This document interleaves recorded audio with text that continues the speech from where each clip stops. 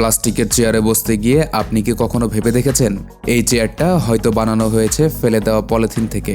হ্যাঁ, একদম ঠিক। যেসব পলিথিন, ব্যাগ বা প্লাস্টিকের জিনিস আমরা কাজে লাগে না বলে ফেলে দিই, আর যা পরিবেশের জন্য বড় সমস্যা হয়ে দাঁড়ায়, সেগুলোই অনেক কারখানায় দামি কাঁচামাল। পলিথিন থেকে চেয়ার বানানোর পুরো কাজটা সাধারণভাবে দুটো ধাপে হয়। প্রথম ধাপ হলো আবর্জনা থেকে নতুন কাঁচামাল তৈরি করা, আর দ্বিতীয় ধাপ হলো সেই কাঁচামাল দিয়ে ছাঁচের সাহায্যে চেয়ার বানানো। এই যাত্রা শুরু হয় আবর্জনার স্তূপ থেকে। বিভিন্ন ডাম্পিং গ্রাউন্ড আর রিসাইক্লিং সেন্টার থেকে অনেক টন প্লাস্টিক সংগ্রহ করে কারখানায় আনা হয়।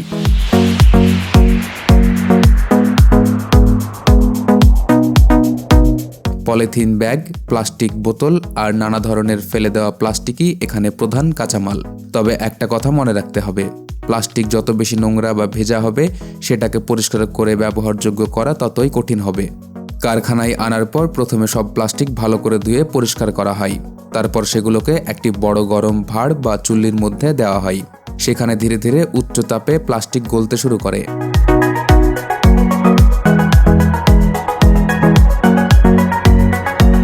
অভিজ্ঞ কর্মীরা পুরো প্রক্রিয়াটা নজরে রাখেন।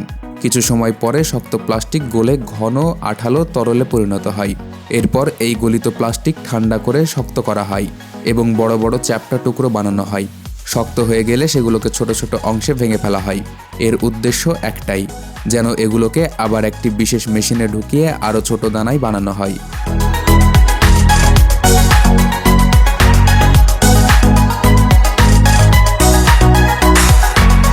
এই মেশিনে প্লাস্টিককে আবার গলিয়ে খুব চাপ দিয়ে একটি সরু ছিদ্র দিয়ে বের করা হয়, ঠিক যেমন টুথপেস্ট টিউব থেকে বের হয়।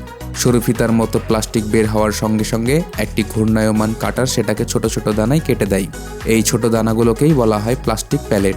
এই প্যালেটই হলো নতুন রিসাইকেল করা কাঁচামাল। এই প্যালেটগুলোর মান পরীক্ষা করা হয়। সব ঠিক থাকলে সেগুলোকে বড় বড় বস্তায় ভরে আরেকটি কারখানায় পাঠানো হয়। এই দ্বিতীয় কারখানাতেই আসল চেয়ার বানানো হয়। এখানে প্যালেটগুলো ঢোকানো হয় একটি শক্তিশালী যন্ত্রে, যার নাম ইনজেকশন মোল্ডিং মেশিন। এই মেশিন প্লাস্টিকের জিনিস বানানোর জন্য খুবই পরিচিত। প্রথমে প্যালেটগুলো মেশিনের ভিতর ঢুকে আবার গলতে থাকে। হিটার আর ঘূর্ণায়মান স্ক্রুর সাহায্যে প্লাস্টিক পুরোপুরি তরলে পরিণত হয়। এবার এই গলিত প্লাস্টিককে খুব বেশি চাপে একটি মজবুত লোহার ছাঁচের ভেতর ঢুকিয়ে দেওয়া হয়। এই ছাঁচটাই চেয়ারের আসল আকার ধরে রাখে। গরম তরল প্লাস্টিক খুব দ্রুত ছাঁচের ভেতরের সব কোণা আর নকশা পূরণ করে ফেলে। পুরো কাজটা খুব নিয়ম মেনে করতে হয়। চাপ বা গতি ঠিক না থাকলে চেয়ার ঠিক মতো তৈরি হবে না। ছাঁচ ভর্তি হয়ে গেলে তার ভেতর দিয়ে ঠান্ডা পানি চালানো হয়। এতে প্লাস্টিক দ্রুত ঠান্ডা হয়ে শক্ত হয়ে যায় এবং চেয়ারের নির্দিষ্ট আকার পেয়ে যায়।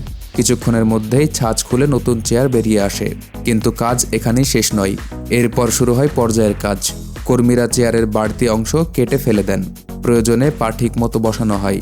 তারপর প্রতিটি চেয়ারের শক্তি আর গুণমান পরীক্ষা করা হয়। সবকিছু ঠিক থাকলে তবেই সেটি বাজারে পাঠানো হয়।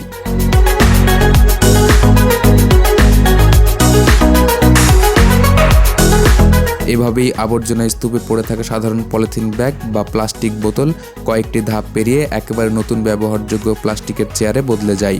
পুরো প্রক্রিয়াটা মাত্র কয়েক মিনিটেই সম্পন্ন হয়। এটি দেখায় কিভাবে আধুনিক প্রযুক্তি ব্যবহার করে আমরা পরিবেশের ক্ষতি কমাতে পারি। ফেলে দেওয়া জিনিসকেও নতুন রূপ দিয়ে কাজে লাগানো যায়। এর মধ্যে আছে মানুষের বুদ্ধি, দক্ষতা আর প্রকৃতির প্রতি দায়িত্ববোধের সুন্দর উদাহরণ।